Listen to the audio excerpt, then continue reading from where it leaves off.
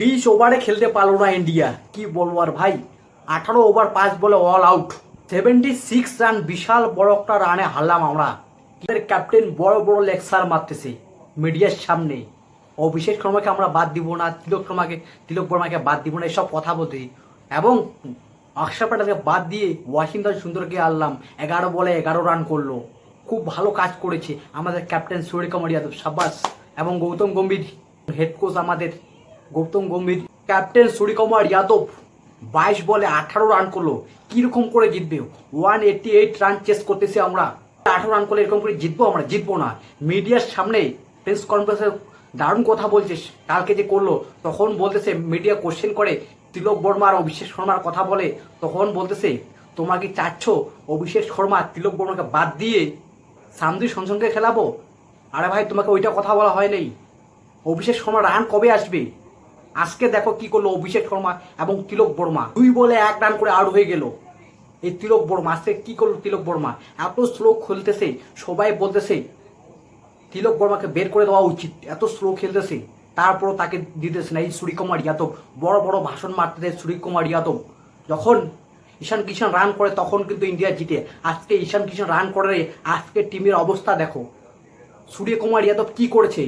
কিছুই করেনি, মাত্র ইউএসের বিপক্ষে একটা ভালো খেলেছে। তাছাড়া দেখো বাকি ম্যাচগুলো তো কেমন খেলেছে, রানা বল খেলছে।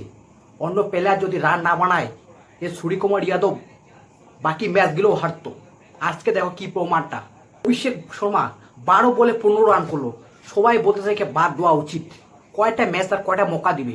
সামদের সঙ্গে 1টা 2টা 3টা যদি ফেল হয় তাহলে তাকে আমরা বাদ দিয়ে দিই, এই সামদের সঙ্গে। কিন্তু আজকে অভিষেক শর্মা ফেল, তিলক বর্মা ফেল, ক্যাপ্টেন সূর্যকুমার যাদব 22 বল খেলে 18 রান করলো। কিরকম করে টিম ইন্ডিয়া জিতবে? 187 রান আমরা চেস করতেছি, এই রানটাই চেস করতে পারতেছি না। অক্ষর প্যাটেল কিন্তু আমাদের ভয়েস ক্যাপ্টেনকে বাদ দিয়ে ওয়াশিংটন সুন্দরকে আমরা আনলাম।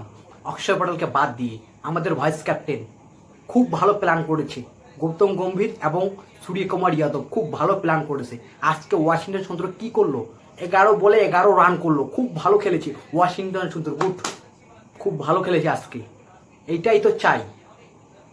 সবাই বলতেছে ভাই বড় ম্যাচেই সাউথ আফ্রিকার অ্যাগেস্টে এটা বড় ম্যাচ।